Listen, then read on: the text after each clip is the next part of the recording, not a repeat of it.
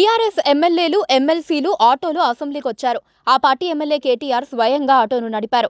Auto డ్రైవర్ల సమస్యల పరిష్కారం చేయాలని డిమాండ్ చేస్తూ ఆదర్శ్ నగర్ ఎమ్మెల్యే క్వార్టర్స్ నుంచి అసెంబ్లీకి ఆటోల్లో చేరుకున్నారు.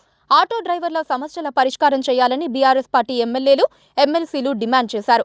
తక్షణమే ఆటో డ్రైవర్ల సమస్యలను పరిష్కరించేలా ప్రభుత్వం ప్రకటన చేయాలని బీఆర్ఎస్ ఎమ్మెల్యేలు డిమాండ్ చేశారు. ఆటో డ్రైవర్లకు మద్దతుగా నినాదాలు చేశారు.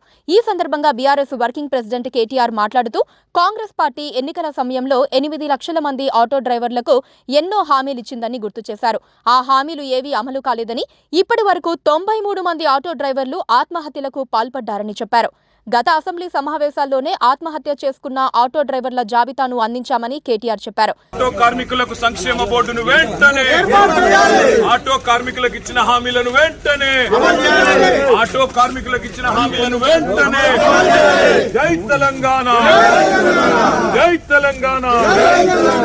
ఆటో కార్మికులకు ఇచ్చిన హామీలను వెంటనే, ఆటో కార్మికులకు ఇచ్చిన హామీలను వెంటనే. అయినా రాష్ట్ర ప్రభుత్వానికి దున్నపోతు మీద వాన పడ్డట్లే ఉందని ఆగ్రహం వ్యక్తం చేశారు.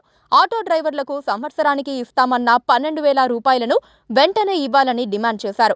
ఆటో డ్రైవర్లకు సంక్షేమ బోర్డు ఏర్పాటు చేస్తామని చెప్పారని వెంటనే ఏర్పాటు చేయాలన్నారు.